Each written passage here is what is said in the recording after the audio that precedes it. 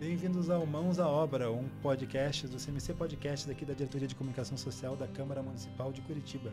Esse é o primeiro episódio da temporada de estreia chamada Curitiba sobre Rodas. Solta a vinheta.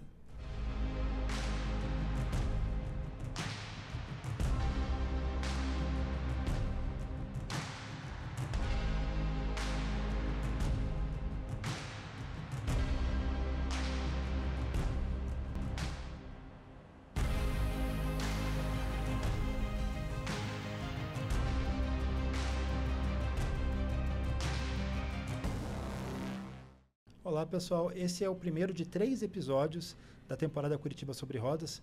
No primeiro e no segundo a gente vai falar com especialistas para entender o transporte de Curitiba. Hoje a ideia é dar um contexto do que Curitiba era e do que ela se tornou, graças aos ônibus. No segundo é um episódio de diagnóstico com os tomadores de decisão sobre os ônibus hoje aqui na cidade. E no terceiro e último a gente vai ouvir os vereadores para entender quais soluções são possíveis para os problemas que a gente conheceu nos episódios anteriores. Hoje eu tenho comigo aqui 3 especialistas no assunto transporte em Curitiba, de várias nuances diferentes, inclusive eu vou pedir para eles se apresentarem, começando pela Aline Pérez aqui ao meu lado. Quem é você na fila do ônibus, Aline? Eu na fila do ônibus sou jornalista e amante de boas histórias. Então o ônibus me propicia exatamente o que eu gosto de fazer, é olhar as pessoas e criar experiências sociais e relatar para quem quiser me ver. Ver, ouvir, né? Enfim. A Aline falou isso porque há 27 anos ela faz crônicas sobre a experiência dela dentro dos ônibus de Curitiba, certo? Certo, 27 anos já. Né? Tive uma surpresa vindo do Rio Grande do Sul, morava em Porto Alegre, né? Que era um outro sistema. E aí quando eu cheguei aqui, falei, nossa, que lindo esses ônibus vermelhos enormes, né? Com tanta gente para olhar, com tanta gente, né? Para ouvir as histórias, né? Então, realmente foi uma experiência única. Tanto é que eu tirava pautas dessas conversas, né? As pautas que você deve ter feito devem ter incomodado muito o Garrone quando ele era dirigente Com da URBS e da Comec. Quem é você na fila do ônibus, Garrone? Olá, pessoal. Eu sou Garrone, eu sou professor da Universidade Federal do Paraná, mas ao longo da carreira profissional eu transitei aí pelo sistema de transporte de Curitiba, da região metropolitana, ocupei cargos na URBS e na Comec, antiga Comec, atualmente a MEP, né? E depois saí pelo mundo afora, aí, trabalhando em consultoria, entre 95 até 2015, eu conheci e trabalhei em diversas cidades da América Latina. Evangelizando o BRT pela América Latina. E, sim, levando essa ideia e trabalhando em projetos e implantação de sistemas. Foi uma experiência enriquecedora. E nos últimos anos, sou a universidade onde procuro transmitir aos meus alunos... Só temos pessoas modestas aqui, só a universidade. Não, mas é uma relação antiga minha, né? Desde 84 eu já estou na universidade, então já tenho... completando 40 anos de Universidade Federal do Paraná agora, em junho. Então, estou muito feliz e agradeço o convite.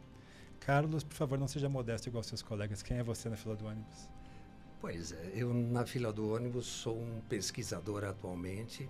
A minha vida profissional começou na Comec. Na verdade, eu tive 11 meses de uma empresa de consultoria também, mas depois logo eu iniciei a minha carreira profissional na Comec, há um pouquinho mais de tempo, Garrone. Eu comecei em 78. E de lá para cá eu tenho equilibrado as minhas atividades entre um escritório também de consultoria que nós temos, que minha esposa também é arquiteta, meu filho também é, minha nora também é. Então a gente tem um escritório de arquitetura e planejamento. Mas naquele início de carreira eu tinha um pé na universidade e os 2 pés na Comec, evidentemente. Ao longo do tempo, eu fui migrando mais para a universidade e menos para as atividades profissionais fora da universidade. E, atualmente, estou aposentado no Estado e estou full-time na universidade. Eu faço parte de um programa de pós-graduação em gestão urbana, que eu já coordenei o curso de arquitetura, enfim, e atualmente full-time eu tenho, o jargão diz eu tenho 40 horas na universidade, mas quem é pesquisador da universidade sabe que não são 40 horas, é full-time, fim de semana, durante a semana. E é o que eu gosto de fazer atualmente. Bom, vocês perceberam que todos eles têm uma larga experiência em relação com o transporte de Curitiba, mas talvez você que esteja vendo e ouvindo a gente não tenha. Então, para você que é novo, aí tem os seus 15, 20, 25 anos e não viveu a mudança que a cidade passou com a questão do Jaime Lerner e do BRT, a gente preparou uma pequena reportagem feita pelo Bruno Abate, que você já conhece dos outros podcasts aqui da casa, sobre o Museu do Transporte. Pode rodar o VT. Hoje a gente vai falar um pouco sobre a história do transporte coletivo em Curitiba. E para isso, vamos dar um rolezinho no Memorial da Segurança no Transporte, que vai contar tudo sobre os ônibus biarticulados, as linhas viárias e também as estações tubo. Vem com a gente! O memorial mostra como a tecnologia ajudou na segurança do transporte ao longo da humanidade. Para isso, retoma desde a invenção da roda e as grandes navegações até chegar na Revolução Contemporânea, em que podemos ver o transporte coletivo que conhecemos hoje, o ônibus. Tem até pisos interativos para mostrar a aderência dos pneus aos diferentes tipos de solo. Assim, chegando à tecnologia que conhecemos hoje, não só em Curitiba, como no mundo. Então, o biarticulado ele foi desenvolvido especialmente para a cidade de Curitiba em 1992 e a partir dele foram criados os BRTs. Por isso que os veículos hoje rodam, né, em vias exclusivas. E qual foi a grande contribuição? Melhorou a mobilidade urbana e também a segurança no transporte. E o Jaime Lerner foi o grande pai do biarticulado. Então ele deu essa grande contribuição aqui para a nossa cidade. A partir dos anos 70, o transporte coletivo passou a induzir o crescimento e o desenvolvimento de Curitiba, aliado ao sistema viário e ao uso do solo, conforme previsto no plano diretor da cidade. As inovações urbanas desenvolvidas em Curitiba ao longo das últimas décadas tiveram grande foco na humanização dos espaços públicos e priorizaram a segurança das pessoas. A partir de 1991, com mais melhorias da gestão Jaime Lerner enquanto prefeito e também posteriormente como governador, a gente tem o projeto das estações tubo e do ligeirinho na cidade de Curitiba, que foram grandes inovações do transporte coletivo da cidade. Tudo isso até chegar hoje no que a gente conhece como semáforos inteligentes e muitas outras inovações do transporte coletivo que os curitibanos utilizam hoje para a logística do seu dia a dia. Claro que eu também aproveitei os simuladores, tipo esse de tombamento de caminhão, que eu quase morri de medo de cair. Pena que a mensagem é tensa, que é o tombamento. Mas ó, tá aprovado, muito legal. Gente, esse simulador de acidente de ônibus, caminhão aqui, isso sim é realidade aumentada. Usem cinto de segurança porque eu me arrepiei de medo nessa batida aqui. E tava só 10 km por hora. Ai, de misericórdia. Ui! Não tira? Pode tirar. Pode tirar? Misericórdia. Eu falei, tomba mesmo esse negócio, gente. Ele bate. Bate mesmo.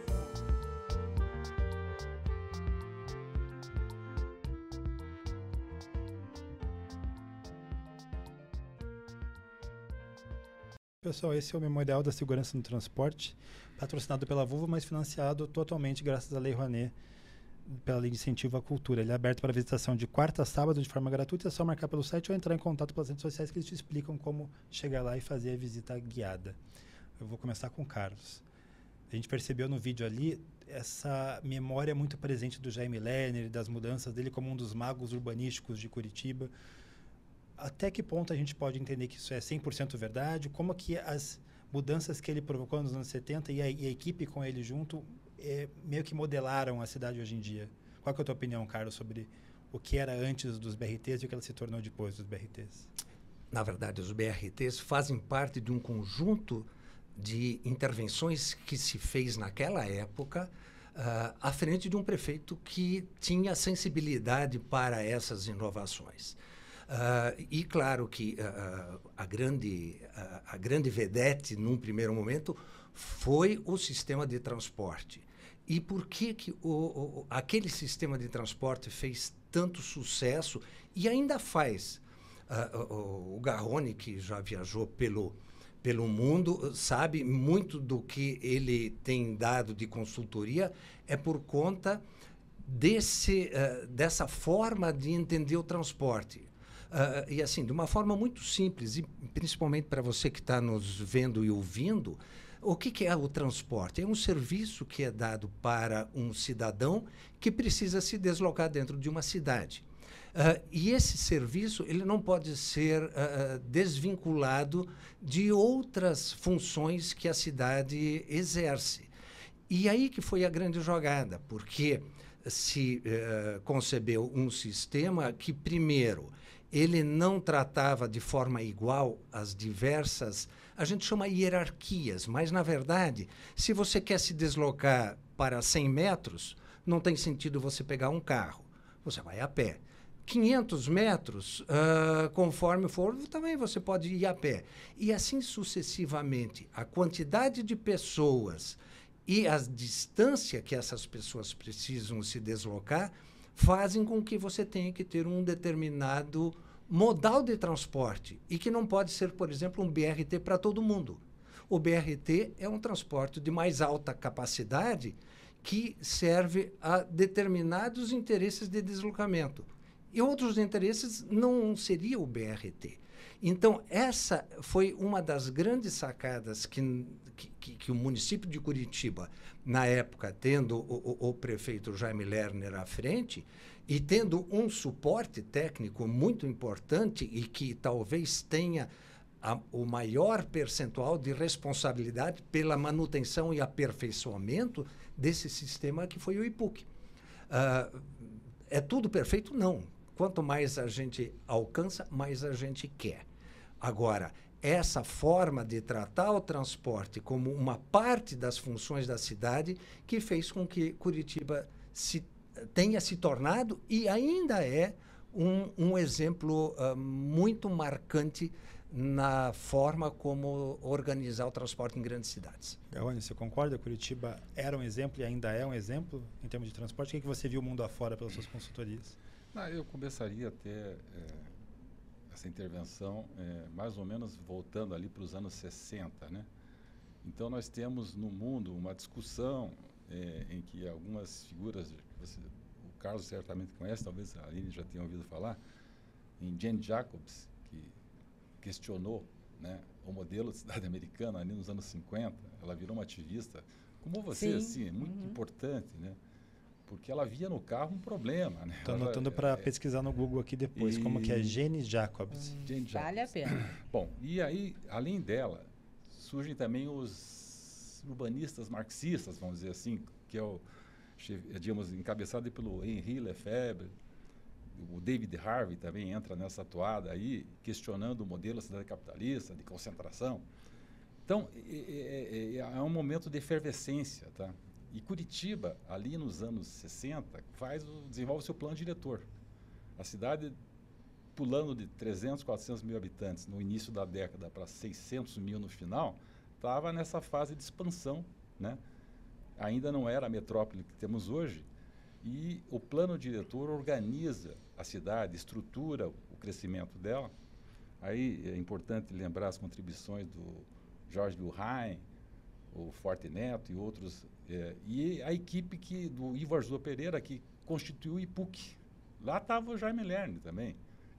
Já fazia parte, já estava ali, entendeu? Dentro dessa equipe que estava pensando a cidade. E esse plano diretor, então, estabelece uma série de diretrizes, eu chamaria assim de plano estratégico.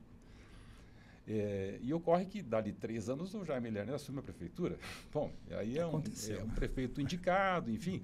Mas Curitiba teve a sorte de que... O gesto vocês não viram aqui, mas o Carlos fez um gesto, acho que meio que de bandeja, foi o que ele quis dizer, né? O que o Jaime fez, ele abriu a gaveta, pegou todos os projetos planos, e operacionalizou. Exatamente. Eu até entendo assim que, do ponto de vista de planejamento, o planejamento funcional da área foi desenvolvido já no início dos anos 70 nessa gestão.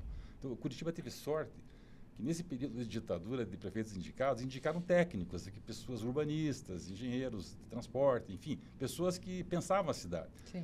Então, foi um achado isso aí, né, nesse aspecto. Não vamos entrar aqui no questionamento do modelo, que o modelo não é legal. Mas, então, nesse período, floresceu o IPUC, né, e se concebe o ônibus expresso. Então, a grande contribuição desse período foi, no meu ponto de vista, até lembrando aqui do Harvey, que é o espaço comum, o bem comum foi preservado, que foi a canaleta. Tá? A via para o ônibus.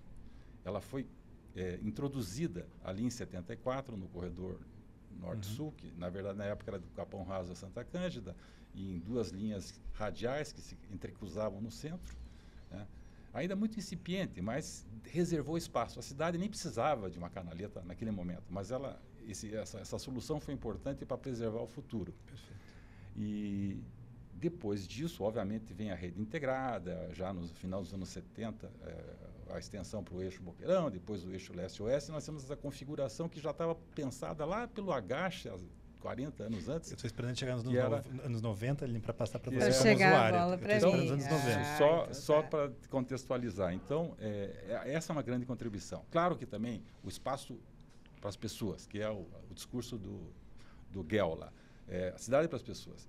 O calçadão da 15 é uma marca, entendeu? Está em sintonia com esse movimento global. Isso estava acontecendo lá. E o pessoal viajava, certamente estava sabendo, e estava lendo, e estava ouvindo. Então, trazem para Curitiba algumas ideias e soluções que já estavam percorrendo grandes metrópoles globais, quando Curitiba ainda não era uma metrópole. Então, isso reservou espaço que foi fundamental para a expansão do sistema já nos anos 90, com a introdução do BRT, né? Que ele não é chamado BRT, é o ônibus expresso biarticulado. A gente chama hoje em dia de BRT, Ele né? vira O conceito BRT um pouquinho para frente, mas em outro momento eu comento Em isso. vários momentos se conhece. A gente também. chegou aqui ali nos anos 90, quando você chega em Curitiba, pelas minhas Então, contas. No final dos anos 90. Minha história é um pouquinho antes. Eu conheci Curitiba em 1975. Você é a nossa usuária aqui na mesa, você é a voz do povo, por favor. Eu sou a voz do povo. Então, quando eu cheguei aqui em 75, já existia um sistema robusto, né? Nós tínhamos um sistema muito bom também no Rio Grande do Sul, mas aqui era algo completamente diferente. Imagina uma criança de 5 anos de idade, bem na época da neve, né? Eu cheguei aqui em julho, conheci a cidade, e eu achava fantástico ali na Rui Barbosa, né? Onde todos os ônibus se congregavam e tal. E ao longo do tempo eu vim visitando a cidade. Então eu acompanhei de uma certa forma como usuária, né, ou como visualizava esse crescimento e a importância, né, quando foi instalado o BRT. Então a minha primeira experiência foi realmente em 97, né, quando eu me mudei para cá, e eu peguei o primeiro ônibus vermelho, né, porque a gente tinha muita configuração das cores de ônibus, né, ali na região do Portão, onde as pessoas se juntavam em um determinado espaço, né? Elas ficavam de costas, coisa que era muito diferente, não existia isso de, né, estar andando ao contrário. Se percebia essa função de dizer, ai, não gosto. O que eu acho legal aqui, assim, você tem 2 especialistas que viveram esse momento, essa implantação, e o que fica na cabeça dos usuários é andar de costas no ônibus. Ai, eu andando de costas não é legal. E eu adorava, eu achava o máximo, porque aí eu poderia observar todos aqueles que estavam próximos. E as histórias, elas se fazem quase como uma mini cidade. Então, o ônibus, para mim, sempre foi visto, principalmente os biarticulados, como mini cidades, né? Onde as pessoas, elas vivenciam o seu espaço, a sua vivência, se maquiam, estudam, leem, conversam, choram, né? Contam histórias entre elas, né? Brigam, até mesmo namoram, né? Que já aconteceu de situações assim, tipo pegadinhas e tal.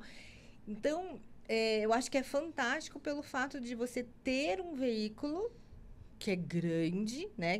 Na visão de quem está de fora, assim, ele se desloca de um ponto a outro numa distância muito longa, né? Que até me ajudou uma vez, quando eu trabalhava num jornal aqui de Curitiba, resolvi a propor, assim, o quanto com o Vale Transporte eu posso viajar dentro da cidade. Quanto ela pode andar na cidade com Vale Transporte? O dia inteiro. Sem parar, né? Fantástico. E aí você conhece os bairros, você conhece as pessoas, você conhece características diferenciadas dessas pessoas que moram nos lugares, né? E ouve também as reclamações, né? As questões que são positivas, né? Mas a isso segunda parte do muito episódio hoje é interessante. para as reclamações. Já chega nessa. Tá, a gente então está só deixa as deixando as reclamações pessoas pra lá. embevecidas e romantizadas pelo transporte. Depois a gente entra na parte E essa é crítica. um lado que, né, sempre tem uma história positiva aí. Então, eu acho que é muito... Desculpa, Fica à mas vontade. eu acho que é muito interessante pelo fato de que você cria um espaço onde você propicia realmente uma vivência diária, né? Seja do deslocamento de trabalho, seja do deslocamento de lazer, mas... E isso vive-se estava ali. na cabeça de vocês dois e de todas as equipes que estavam à frente desse projeto na época, Carlos e Garrone. Carlos primeiro. Em relação a essa oportunidade do encontro, Sim. não me parece que esse tenha sido o objetivo. Porém, no momento em que o Garrone citou o Yangel, né?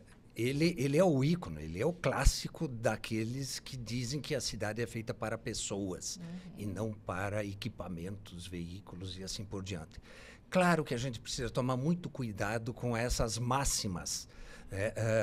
Evidentemente, as cidades não seriam o que são se nós não tivéssemos veículos, pro bem e pro mal.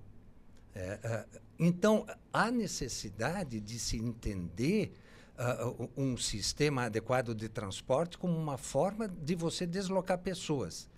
E qual é a cidade ideal? Aquela que você não precisa se deslocar muito, que ela é utópica. Porque hoje você mora num lugar, você trabalha a uma quadra da sua casa, talvez no ano que vem você tenha que mudar de emprego e você vá trabalhar em outro bairro que você não consegue ir a pé.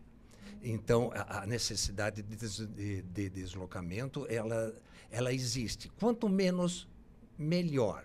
Por isso que muitos criticam o modelo de cidades dos Estados Unidos, que lá, se você não tiver um automóvel, você não consegue se deslocar adequadamente, porque eles optaram por uma cidade que a gente tecnicamente chama uma cidade espraiada. Ela não tem muita concentração de pessoas.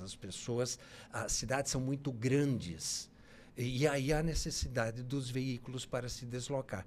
Nós, aqui no Brasil e em outras cidades latino-americanas também, e isso muitas vezes outros pesquisadores de grandes centros não entendem muito bem. Eu fui inquirido numa conferência que eu fiz na Alemanha, mas como que, professor, você pode dizer que uma cidade com alta densidade é uma boa cidade para se morar? É uma boa pergunta. Como assim uma cidade com alta densidade é boa de se morar? Está cheio de gente. Exatamente. Só que uma cidade com alta densidade, o custo da infraestrutura e dos serviços, ela é distribuída por mais gente e aí ela é mais viável. Assim, de uma forma simplista, essa é uma das grandes vantagens de cidades com altas densidades. Então, de certa forma, uma boa malha de ônibus, de coisas públicas para deslocamento, ela ajuda a aliviar essa densidade. É como se eu não percebesse essa dificuldade de um lugar para o outro, ou é outra coisa? É complementar. Certo. Porque mesmo com alta densidade você tem necessidade de deslocamento. Agora, se não tivéssemos altas densidades, e a gente não pode generalizar, não é qualquer lugar da cidade que pode ter alta densidade. E nisso Curitiba também foi até de uma certa forma precursora de ter feito um plano, ter concebido um plano e ter mantido esse plano e implementado esse plano. Hoje, se você vê uma foto aérea de Curitiba, você vê a alta densidade ao longo das estruturais. Algumas coisas deram certo, outras nem tanto, mas conseguiu-se implantar aquilo que foi planejado. E aí você otimiza os serviços.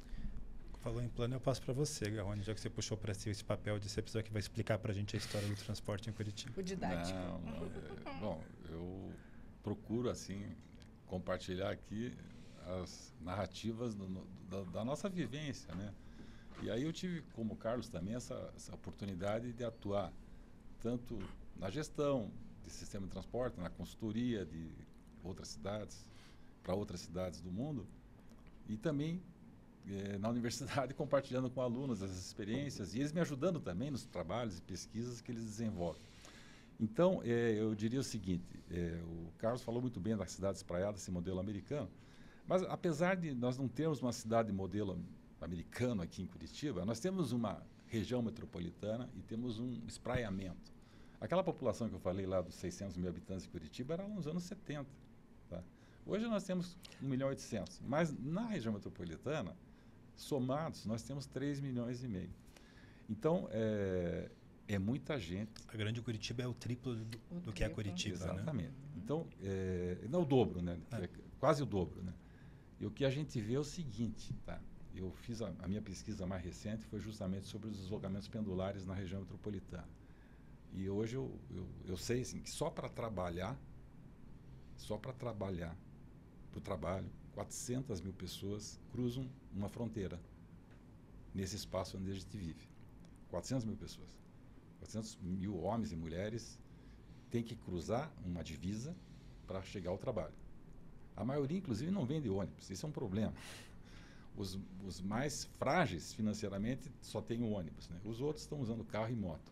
Mas é uma mobilização fantástica. Você imagina, é um grande formigueiro que 400 mil indivíduos têm que sair das suas casas, cruzar uma divisa ou até duas para chegar a um local de trabalho. E voltam no final do dia. Se eu só associar os estudantes que fazem isso também, porque procuram... Nós já vamos aí quase a 500 mil de pessoas.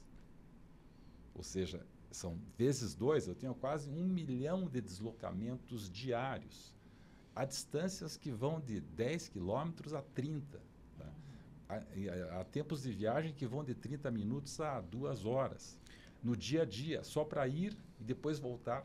Ou seja, consumindo as vidas dessa população nesse deslocamento. Claro que a organização do sistema de transporte de grande capacidade pode ajudar, mas ainda é muito pouco. Nós temos muita deficiência aqui. Com todas as grandes ideias de Curitiba espalhadas pelo mundo e melhoradas em muitos lugares, diga-se de passagem, nós ainda temos uma debilidade grande, porque você, para entrar e sair de Curitiba no início do dia ou no final do dia, você pega congestionamentos fantásticos. Todas as vias de acesso estão congestionadas.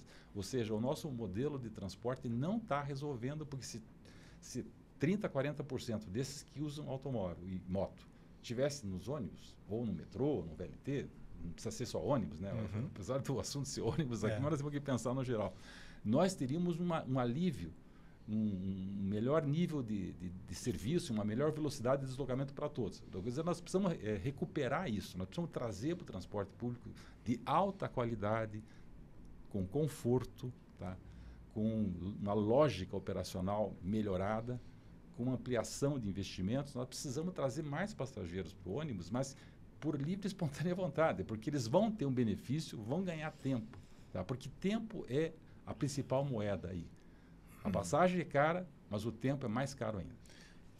E aí eu até digo, né, quando você comenta ali a questão do público que frequenta o ônibus, eu tive uma história recentemente de uma gerente de banco. E ela mora em Colombo.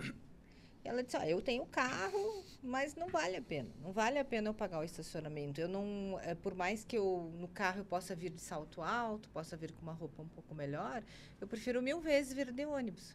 Então, por exemplo, eu tenho carro, mas eu prefiro andar de ônibus. Porque para mim é muito mais econômico andar de ônibus e, ao mesmo tempo, eu tenho essa possibilidade de aproveitar, né? Então, assim, claro, meu olhar... provavelmente para vocês é romântico. Lúdico. É lúdico, exatamente. Tipo, você não vê nada, nenhum problema? Sim, eu vejo muitos problemas. Mas, ao mesmo tempo, eu vejo mais vantagens, né? De repente, pagar um estacionamento, procurar uma vaga. Eu vi o Carlos querendo comentar o seu lúdico. Eu não acho que seja uma coisa a ser desconsiderada. Acho fundamental essa visão que você traz. E essa é a visão de muitos dos que estão nos ouvindo, inclusive. E aí, assim, na universidade, volta e meia, a gente está discutindo um determinado assunto, e eu lembro isso ainda essa semana na PUC, eu levantei uma pergunta e escuta, vamos fazer um exercício aqui. Se um município como Curitiba, poderia ser outro, mas nós estamos na Casa Legislativa agora, então vamos utilizar o exemplo de Curitiba. Se durante uma gestão a prefeitura e todo o poder público municipal utilizasse o recurso que ela usa para o benefício dos veículos particulares, se ela investisse isso no transporte público, claro que isso é utopia, mas é um exercício, como é que será que ficaria essa relação do uso de um transporte que usa muito menos espaço da cidade do que um automóvel? Porque nós não podemos pensar só no automóvel circulando. A gente vê, o automóvel ocupa 25 metros quadrados. Não, ocupa muito mais. Porque ele andando devagar, a 40 km por hora, ele não pode andar com para-choque colado no da frente. Então, ele precisa espaço para circular, ele precisa espaço para estacionar. Os nossos edifícios e as nossas casas têm um percentual enorme de suas áreas destinadas ao veículo. Tudo isso é um custo que a sociedade paga para ter aquele benefício. E se a gente invertesse essa moeda, gastássemos mais no transporte público de qualidade, né? Me lembro muito bem, Garrone, de um depoimento de um usuário de transporte lá do Boqueirão, que na época tinha, ali na esquina da linha verde com a Marechal, tinha um problema muito grave. Aí um cidadão, ele disse que ele tinha carro, ele sempre vinha de carro para o centro para trabalhar. Ele parou de vir de carro, porque de carro ele levava 40 minutos. De ônibus ele levava 20. Aí ele passou a usar o ônibus. Claro que o cidadão, você que está nos ouvindo, você vai optar por usar seu carro ou o ônibus na medida dos benefícios que você vai ter de tempo, de conforto, de segurança. O Carlos acabou de propor um exercício para a gente pensar novos modelos. Garrone, tem alguma coisa que acha que tem algum exercício para que a gente possa fazer também? Tem alguma coisa que você acha que a gente deveria olhar e não está olhando? Olha, avançando já para o diagnóstico, depois a gente volta, porque eu quero mostrar uma crônica da Aline para vocês. Tá. Veja bem, os corredores do nosso BRT, eles propiciam realmente um alto nível de qualidade, assim, um nível de serviço muito bom para o transporte. Por quê? Porque eu tenho frequências de ônibus a cada 5 minutos, 4 minutos. Essas são frequências ótimas para transporte público. Quem mora, então, digamos, na área de influência dos corredores, e mesmo nas extremidades, usando linhas alimentadoras mais curtas, mas rapidamente chega ao BRT, por que não pensar também em integração com bicicletas, né, algumas outras soluções que poderiam facilitar esse acesso? Esse indivíduo vai percorrer um BRT e vai ter um ganho de tempo. Eu, de onde moro, se eu tiver que ir ao centro da cidade, eu vou de ônibus. Tá? Se eu tiver que ir da minha casa ao centro, a solução, dependendo da hora, a melhor solução é o ônibus. Às vezes ainda não vem por outras questões, mas você pode fazer essa escolha. Eu faço regularmente. Então, o problema é que a nossa cobertura de rede de transporte, ela não chega mais nas periferias, ela não chega nos bairros mais densos. Está lá o Tatuquara, Sítio Cercado, Umbará, né? Diversas regiões da cidade. E quando eu vou para a região metropolitana, então, eu vou encontrar a Fazenda Rio Grande, eu vou encontrar o Campo Magro, vou encontrar aqui Almirante Tamandaré, Taperuçu, Colombo, cidades que não têm às vezes tem algum tipo de integração, mas esse deslocamento, eu fiquei curioso com a gerente do banco, quanto tempo que ela leva de Colombo até aqui. Certamente ela deve estar pegando um corredor e deve chegar mais rápido. E aí, parabéns para ela que fez a escolha racional, né? Mas assim, nós precisamos levar qualidade de serviço, porque as pessoas não gostam de superlotação, tá? As pessoas não gostam do confinamento, tá, dentro de um ônibus, oprimidas ali, e é uma questão até de higiene, né, na verdade. Então, nós temos que ter cuidado com isso. E é isso que está faltando, esse upgrade do sistema em termos de um nível de conforto. Eu, quando dimensiono serviço de transporte com meus alunos, eu coloco nível de conforto, no máximo 80% da capacidade do veículo como média de ocupação, para a gente poder absorver. Eu não dimensiono com 250 no biarticulado. 250 aí você está oprimindo, você está obrigando as pessoas a ficarem compactadas. Tá? Então nós temos que pôr um nível de conforto. Ar-condicionado, ótimo, talvez seja um avanço no futuro, tanto para o frio quanto para o calor, mas efetivamente espaço para circulação. Eu fui a Porto Alegre no estudo e levei para Porto Alegre a ideia de fazer lá no corredor da Farrapos, da CIS Brasil, um BRT mais parecido com o nosso. Ele já tem um espaço reservado, funciona muito bem, mas é uma alta frequência de ônibus e vamos pensar no biarticulado aqui, num BRT mais adequado ao nosso modelo.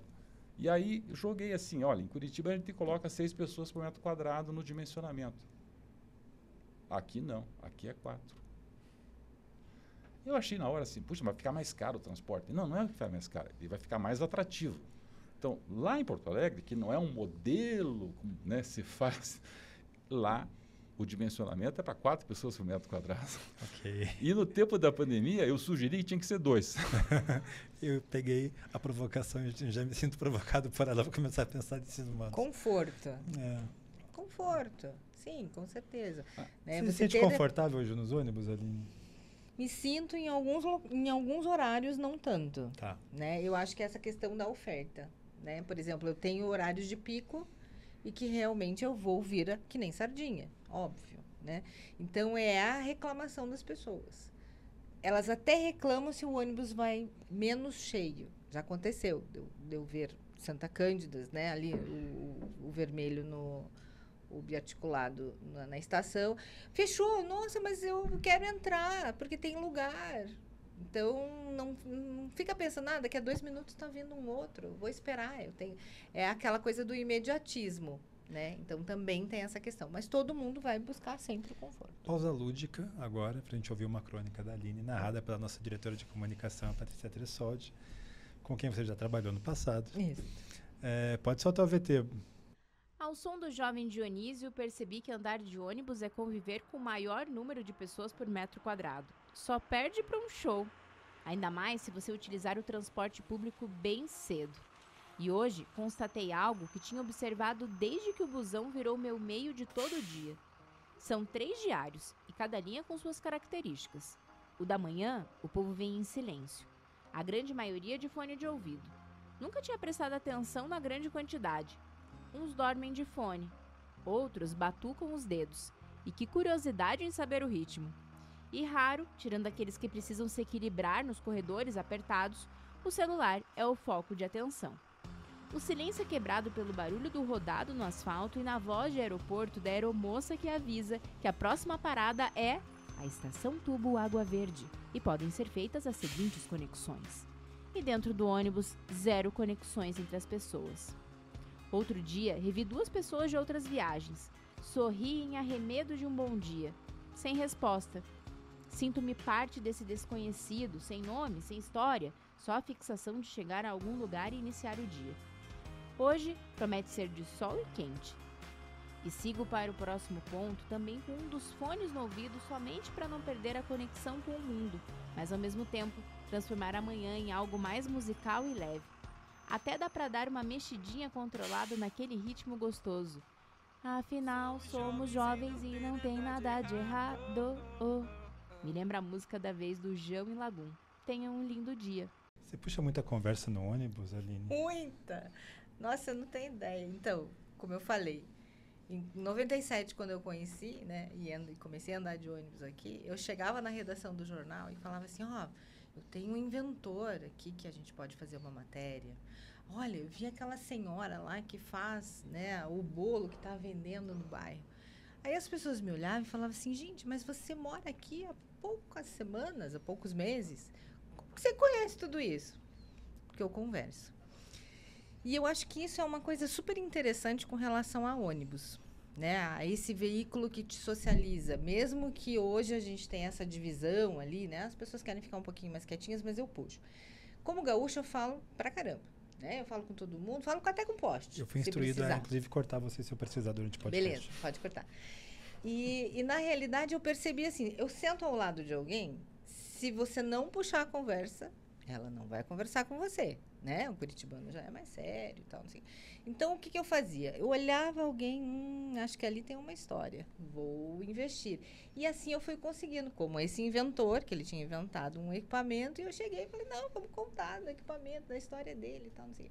Então, na realidade, o ônibus, ele te propicia um espaço de socialização. Independente mesmo desses modelos, né, dessa crônica específica, nesse dia que eu percebi que é um ligeirão. Esse é um ônibus que eu estou usando, é um ligeirão. Então, as pessoas, elas estão mais... Elas já desceram de alguma conexão, elas querem entrar, elas estão nervosas, aquela coisa de nervosismo, assim. Eu preciso achar um espacinho, eu preciso achar um lugarzinho para eu me encaixar aqui, para eu mexer no meu celular, para eu ouvir o meu som. Então, tem esse aspecto de que muitas ficam quietas, botam os fones, não ouvem nada, porque elas não querem conversa. E tem outras que já olham para você assim, tipo, será que alguém vai conversar comigo? Né? E eu faço essa dica. Então, eu percebo, sim, o ônibus como um veículo, né, como um espaço de socialização que é muito interessante e é onde você vai incitar as pessoas a também refletirem sobre situações tanto urbanas, né, quanto das suas próprias rotinas de vida, do seu trabalho, da sua forma como elas estão convivendo, das suas críticas, né, porque ali você vai ouvir muitas críticas. E aí é interessante quando você consegue reportar, como jornalista eu consigo reportar, né, e ao mesmo tempo criar essas crônicas para fazer as pessoas também verem esse lado lúdico. Vocês dois ouviram o testemunho de uma usuária do transporte, né? A vida de vocês tem sido isso, eu acho, e vocês têm alunos para os quais vocês falam sobre isso e eles vão inventar soluções do futuro. O que vocês têm dito para eles em sala de aula para pensar, para repensar o transporte? Já meio que caminhando para o final desse episódio, a história continua nos próximos 2, mas eu sempre começo com o Carlos, eu vou no Garrone primeiro agora. Garrone, o que você diz para os seus alunos, Garrone, sobre o futuro do transporte? O que você quer que eles entendam? Bem, se a gente pensar as demandas atuais e o que a gente precisa para melhorar a qualidade de vida nas nossas cidades, porque no fundo a cidade é para as pessoas, para as pessoas. Né? As cidades são para as pessoas, né? Então, independente se elas precisam de transporte ou não.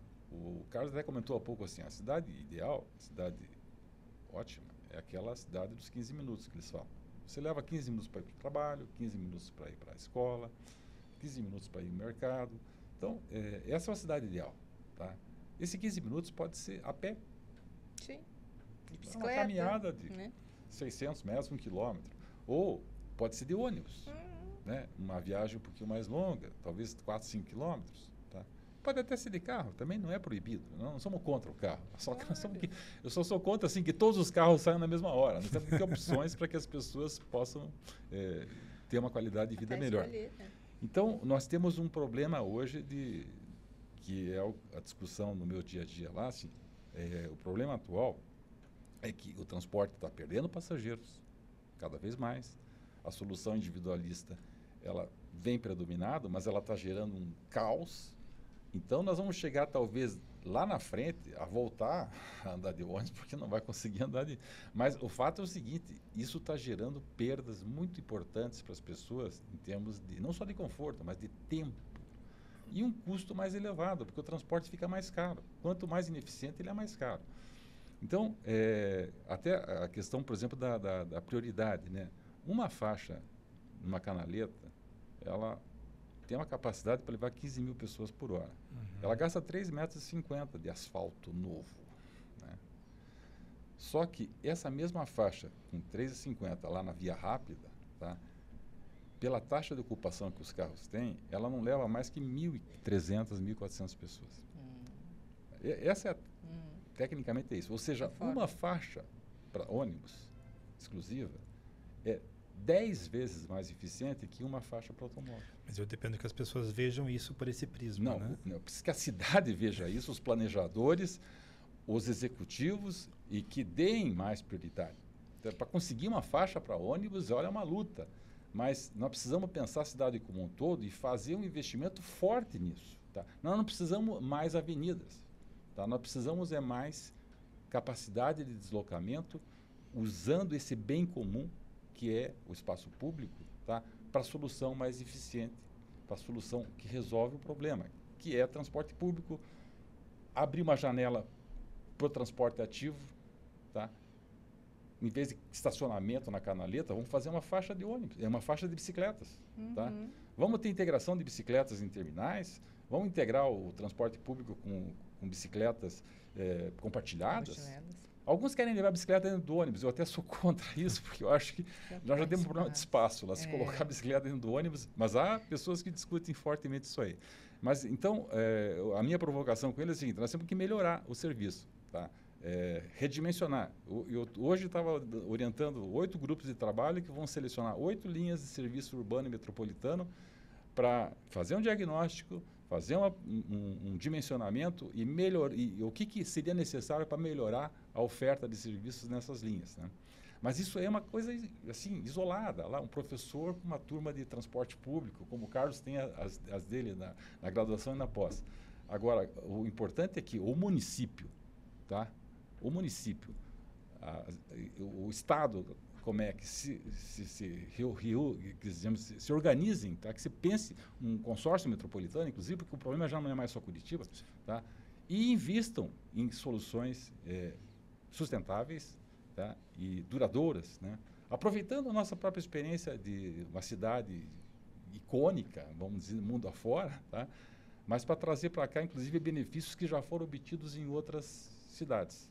Bogotá copiou Curitiba, só para encerrar. Bogotá copiou a ideia de Curitiba. Contratou até consultorias. Já andei no Transmilênio. Tá, e o que acontece? Lá em Transmilênio, a solução é só, nós temos que duplicar a aposta, Curitiba. São 2 faixas para ir, 2 para voltar, porque tem sistemas, linhas expressas e linhas que param, e simultaneamente nós chegamos a 40 mil pessoas por hora movidas por ônibus, iguaizinhos nossos aqui, tá? 40 mil pessoas por hora, que é a capacidade do quê? Do metrô. Tá? Com um custo muito menor. Com um mundo menor, né? Carlos, está com você. Pois é. Não é o primeiro jornalista que me pergunta qual é a solução. Não tem solução mágica. Agora, existe um consenso entre todo mundo. Há absoluta necessidade de uma priorização do transporte coletivo no modal que seja, e esses modais eles são complementares entre si, né? Então, desde o pedestre, passando pela mobilidade ativa, que eles chamam, aquela que você faz força, a bicicleta, a patinete, né? Até sistemas de alta capacidade. E como melhorar a cidade? Priorizar, ter políticas públicas claras de priorização do transporte coletivo, porque todos saem ganhando, inclusive o poder municipal, porque ele vai conseguir beneficiar uma quantidade de pessoas muito maior com proporcionalmente investimentos muito menores. E isso, dentro de toda a complexidade que é você ter uma gestão de uma cidade, isso é fundamental. Então, se um vereador da Câmara Municipal vier me perguntar, professor, qual é a solução? Eu vou encerrar o episódio assim, eu quero que vocês deixem perguntas para os vereadores, que eu vou fazer pessoalmente para eles no último episódio. Então, cada um, por favor, pense aí consigo uma pergunta ou uma provocação para que eu possa fazer para eles no último episódio. Pode continuar. Pois é, e a provocação é exatamente essa. A gente sabe que quando o automóvel é uma invenção fabulosa, né? Ela nos dá conforto, ela nos dá flexibilidade, mas ela não pode ser usada cotidianamente. Nós temos que ter o automóvel, e se podemos ter o automóvel, muito bem. Você tem um poder aquisitivo que você venceu na vida e conseguiu um automóvel. As gerações atuais já não estão mais pensando assim, mas as cidades da América Latina, de um modo geral, ainda pensam assim, e é um equívoco. Inclusive, aqui no Brasil, particularmente, existe até como é que uma aluna falou hoje, existe uma discriminação. Eu não vou de ônibus porque isso é para classes mais pobres. Mas que grande besteira. É um estigma que se criou como se você tem carro, você venceu na vida. E se você não tem carro, você não venceu na vida. Você vai ver, quando você tem mais experiência, quando você analisa as questões de uma forma um pouco mais descolada, que feliz é aquele que não precisa do carro e que consegue andar com um sistema de transporte público coletivo de qualidade e que nos economiza tempo, que nos dê satisfação e nos oportuniza o encontro. Nós estamos saindo de uma pandemia em que, no final da pandemia, a gente percebeu aquilo que nós, na universidade, falávamos há muito tempo. O ser humano é um ser social. Sim. Ele se sente mal se ele ficar sozinho, isolado. Ele precisa conversar, você precisa conversar com seu amigo, com pessoas que estão junto de ti. E se você não tem um ambiente que te propicia isso, você se isola, mesmo estando junto de pessoas. Eu vou finalizar com a Aline, então eu vou pular para o Garrone de novo. Uma provocação para os vereadores no último episódio, uma pergunta ou alguma coisa que você queira que eu diga para eles diretamente, que não precisa ser você face a face com eles. Eu acho importante que os vereadores aqui da nossa Casa Legislativa do município, né, tenham em conta que está engendrado um processo que vai estabelecer o futuro da relação da cidade com o sistema de transporte, com as concessões que serão realizadas, ou a concessão. Tá? E eu acho que o modelo que vige hoje, ele não está funcionando. A demanda está caindo, os investimentos são insuficientes, Sim. há um desinteresse, até acredito eu, de alguns segmentos em investir nessa hora, porque o contrato vai acabar. Eu tenho recebido reclamações até de alunos que comentam coisas graves sobre a operação do sistema, e eu também tenho observado outras, como eu já comentei anteriormente com vocês aqui. Então, nós temos um modelo que está falindo. Então, renovar um modelo por mais 10, 15 anos, eu acho que é um grande erro. Tá? Acho que a Câmara tem um papel fundamental, né? E a provocação que eu faço aos vereadores, gente, vão ouvir as suas bases, vão ouvir também grupos como nós aqui, técnicos, peritos, especialistas, pessoas que se dedicam a isso, que amam os ônibus, como a Aline, né? Mas, assim, para fazer esse balanço, olha, nós precisamos de um modelo novo. Esse modelo de negócio, esse modelo de gestão, esse modelo de concessão não está dando resposta, ele está perdendo. É só pegar as curvas aí, vocês vão ver que a demanda vem caindo. E o que acontece? Está aumentando o uso do automóvel, da bicicleta, e inclusive excluindo pessoas do transporte, porque ele está ficando muito caro. Sim. E nós precisamos reduzir esse custo. Tá? O ideal é até a tarifa ser realmente ínfima. Tá? Ou os cartões mensais custarem não R$240, mas 120. O estudante pagar uma taxa menor, né? E as famílias que não têm condições terem subsídio, não há problema nenhum. Não tem Bolsa Família. Então, cria-se também um mecanismo para que mais pessoas tenham acesso ao sistema. Mas é fundamental a discussão desse modelo, tá? Que vem pela frente. A Prefeitura até contratou um projeto com o BNDES, mas é muito fechado, é muito caixa preta, assim, precisa abrir mais isso aí. A Câmara tem um papel, ela pode impor isso aí. Tá? Ouvir a comunidade, ouvir a cidadania, das suas várias formas de representação, do que nós queremos para a cidade. Tá? Que cidade que nós queremos? E introduzir também essas preocupações aqui, porque todo mundo quer um carro, mas tem que explicar para todo mundo. Se o 1.100.000 veículos de Curitiba saírem à rua numa faixa de 1 ou 2 horas, ninguém anda. Congestiona tudo. Então, nós precisamos moderar o uso do automóvel, do transporte individual, incentivando o transporte público de qualidade, num modelo de gestão que não pode ser a reprodução do que nós temos até agora, porque não está funcionando adequadamente. Aline, quero acabar com você o episódio. A Aline Pérez, a cronista que amava os ônibus, segundo o Garrone. Amava? Continua amando. Continuo sendo, né? Eu acho que é uma das situações assim, que é super pertinente mesmo. A gente realmente está indo para um sistema que cada vez mais é falido, né? Onde nós precisamos readequar esse material, independente de todo o meu romantismo, né? Onde eu vejo as pessoas que estejam ali, e que tem o lado negativo, tem o lado positivo. Já vi várias brigas dentro de ônibus também, né? Várias situações nesse sentido. Mas que, inegavelmente, não tem como deixar de não observar que isso é importante. É o meu deslocamento, né? É a única forma, né? Uma das formas, na realidade, que você propicia esse deslocamento. Então, andar de ônibus é olhar a cidade, né? Então, ele faz parte da cidade. E aí, a partir do momento da socialização, onde eu tenho as pessoas que também estão ali e que também conseguem olhar essa cidade. Num carro, você não olha. Eu, quando motorista, eu não conseguia perceber. Ou você vai olhar lá o Google, né, para ver onde é o caminho que você precisa ir, e acabou. Eu não vejo o céu, eu não vejo o prédio, eu não vejo as pessoas que estão circulando, eu não vejo o morador de rua, né? Não vejo, não consigo, eu estou ali, muito próximo. E o ônibus, ele te dá essa situação.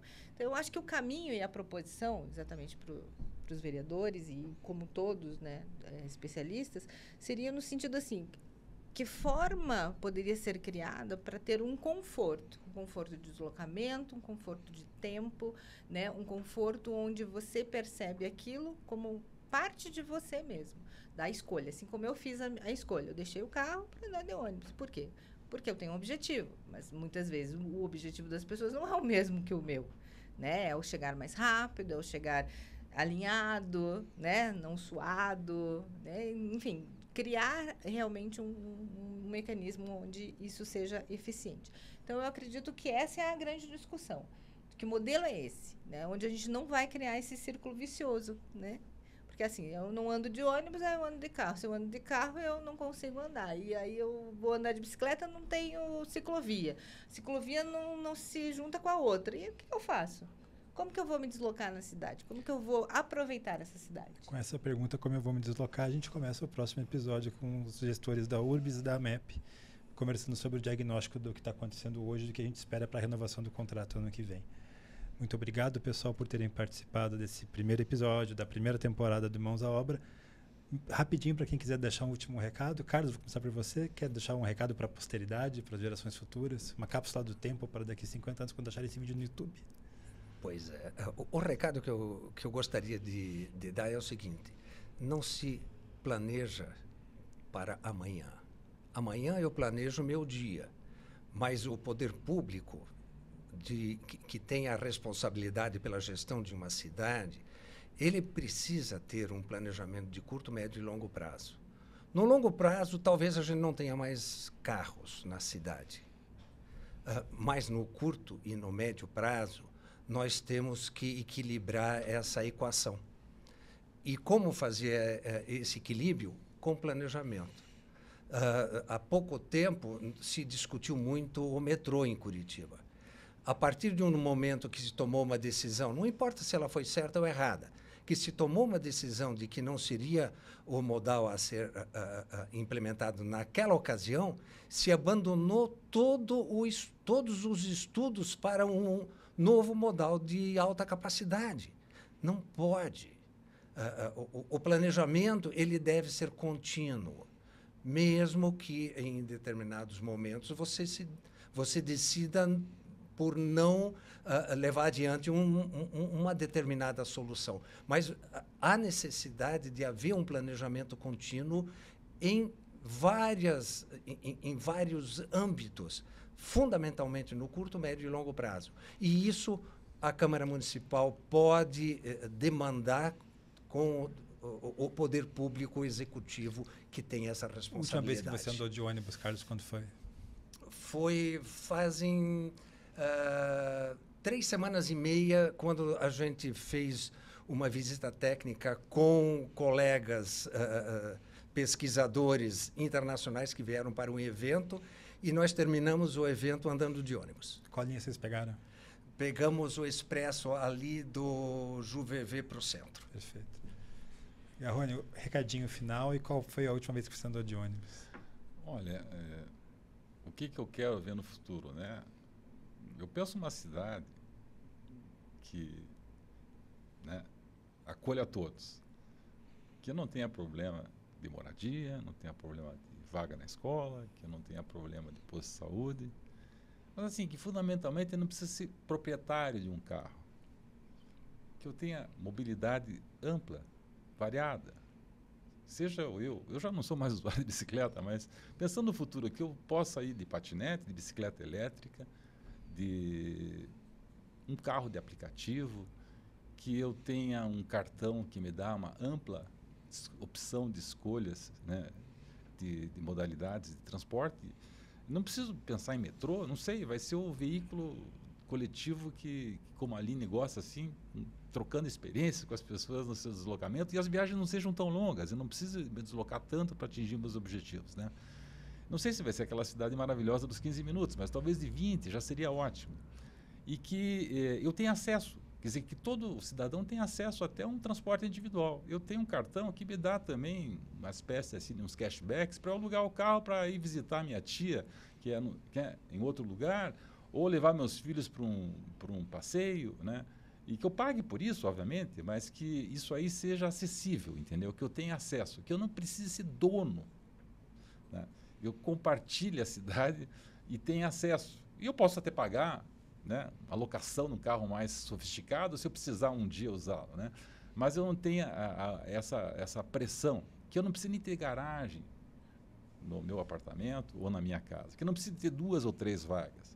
Eu tenho lá umas bicicletas que eu uso, alguns pequenos veículos e que eu uso o sistema de transporte com ampla liberdade, sempre fazendo a escolha mais racional, a escolha mais sustentável, a que emite menos gases de efeito estufa, que não vai existir mais, que não existam mais gases de efeito estufa, que eu possa ter, né, um transporte em modais que não contaminem, né, o nosso habitat aqui, que está ficando cada vez mais crítico. A última vez que andou de ônibus, de qual linha você pegou? A última vez que eu andei de ônibus, como eu já tinha te dito, foi ontem. Eu saí de casa às 19h30, peguei o Santa Cândida Capão Raso, tá?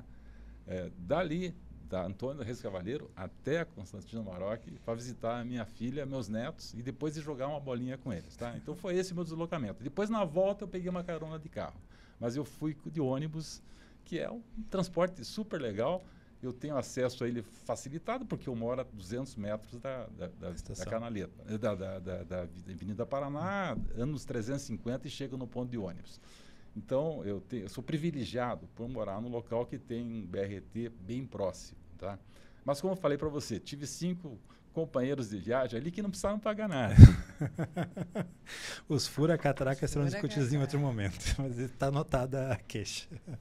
Aline? Eu acho que para o futuro, eu até reitero o que o Garrone falou, ter a possibilidade de escolhas.